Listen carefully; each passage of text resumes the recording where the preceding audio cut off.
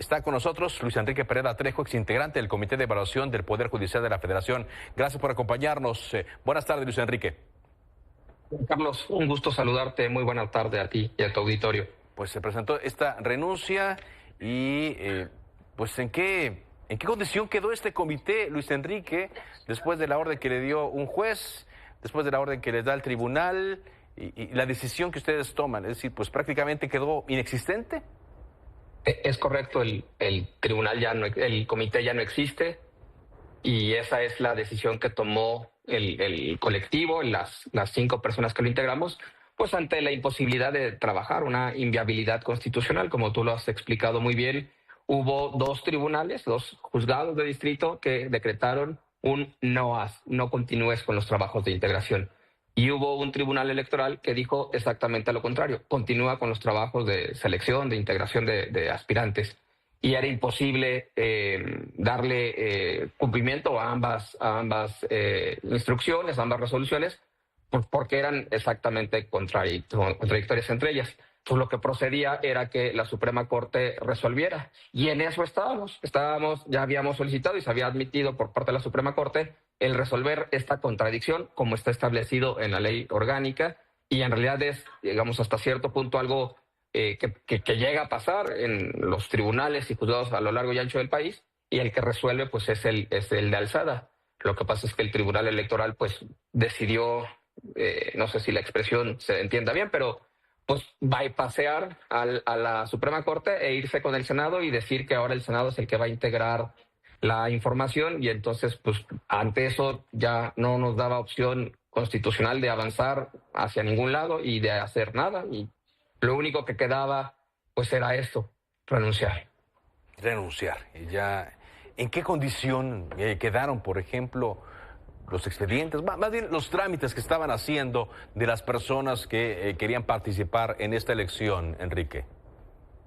Avanzamos hasta donde nos fue posible y, digamos, lo que ya no nos permitió avanzar más fue las suspensiones, como ya lo conoces, como lo has mencionado, las suspensiones de 2 juzgados diferentes que nos ordenaron detener. Nos apercibieron que si seguíamos, si avanzábamos desacatando, ignorando su instrucción, pues podría venir multas o alguna otra medida de apremio. Nosotros, como me parece que toda autoridad o todo funcionario o toda persona relacionada con una suspensión debe de hacer, pues acatamos, atendimos y suspendimos. Esto solo permitió que llegáramos a la parte de evaluación de los expedientes, pero ya no a las otras fases como las entrevistas. Las entrevistas, ¿no?, que eran parte importante también de este proceso. ¿Cuántas personas se habían quedado más o menos en este proceso, Enrique? Más de 1,000.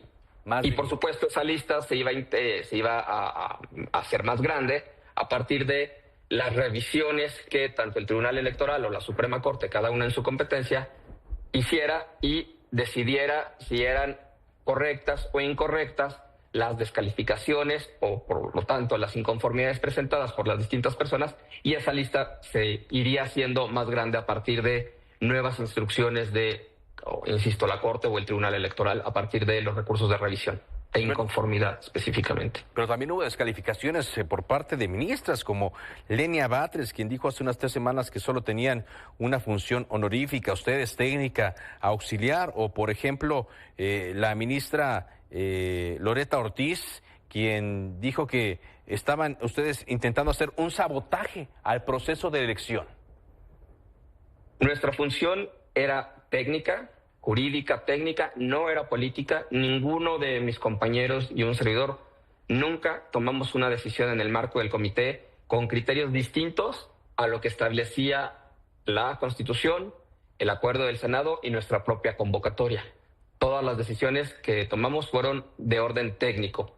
Y, como sabes, nuestra función efectivamente era honorífica en términos de que no cobramos un solo peso por absolutamente nada. Era una actuación, una actividad absolutamente sin ningún tipo de remuneración económica de ninguna naturaleza. Eso lo hace honorífico. ¿Cómo juzgan ustedes? Me imagino que platicaron, Enrique, pero si usted se lo pregunto personalmente, ¿cómo piensan que se llegó a esto? Es decir, quedaron ustedes en medio de estas resoluciones judiciales, pero que a su vez tienen otras motivaciones, salvaguardar derechos políticos, decían, personas que consideraban que el proceso no debería ser así. ¿Qué pensaron antes de renunciar, de escribir ese documento, en la forma en la cual ustedes quedaron en medio de esto? A ver, yo creo que hay que empezar por el principio. Lo que pasó en las 2 últimas horas, en los 2 últimos días o en las 2 últimas semanas, no es la causa original de esto. La causa original de esto es haber aprobado una reforma improvisada, una reforma sin los consensos suficientes, una reforma a contrapelo, una reforma mal hecha, una reforma con muchas deficiencias, que así se dijo en lo nacional y en lo internacional. Recordarás que la relatora especial de la ONU para la independencia de jueces y abogados advirtió de los grandes peligros de esta reforma. Ahí está el origen de cualquier otro problema. A partir de ahí, las cosas se fueron tratando de solucionar sobre la marcha, subsanar en la medida de lo posible por distintas autoridades, por distintos actores jurídicos que involucra esto. Recordarás que el INE ha solicitado en distintas ocasiones, de distintas maneras, en distintos foros, que necesita un presupuesto de 13,000 millones de pesos, que no hay, que no existe. Es decir, esto no es el resultado de los 2 últimos días o de las 2 últimas semanas. Este es el resultado de una reforma mal hecha. Con todo lo que ello implica, un simple botón de muestra es que hubo congresos estatales, como tú sabes muy bien, donde no hubo discusión alguna y por unanimidad se votó en cuestión de horas. Eso de ninguna manera es una muestra de democracia parlamentaria. Por supuesto, pues esto solo fue enredándose más, por decirlo de una manera amable, y llegamos al punto que tú mencionas muy bien, donde hay una autoridad que dice avanza y una autoridad que dice no avanzas, y con las respectivas consecuencias de uno y otro. Y un tribunal electoral que encontró no le voy a llamar salida, porque yo no creo que eso sea una salida, pero encontró una interpretación que nadie más encontró y que, consultando con el gremio de abogados, nadie más encuentra ni en la Constitución ni en la ley, y sin embargo eso fue lo que decidió, pues llevando a una situación, como lo decimos en la carta de renuncia, de inviabilidad constitucional para nuestro trabajo. Ya no podíamos hacer lo que estábamos destinados a hacer, lo que se nos nombró que hiciéramos, ya no se podía hacer. Ya no se podía hacer. ¿Se van ustedes tranquilos, con la conciencia tranquila de lo que pudieron hacer hasta donde pudieron, Enrique? La conciencia tranquila totalmente, con la satisfacción de que en cada decisión, en cada paso que se dio, fue por el bien del país, con el marco jurídico que había en ese momento y sabiendo que si había cosas que corregir a partir de las impugnaciones o las decisiones de uno u otro tribunal, había mecanismos para ello.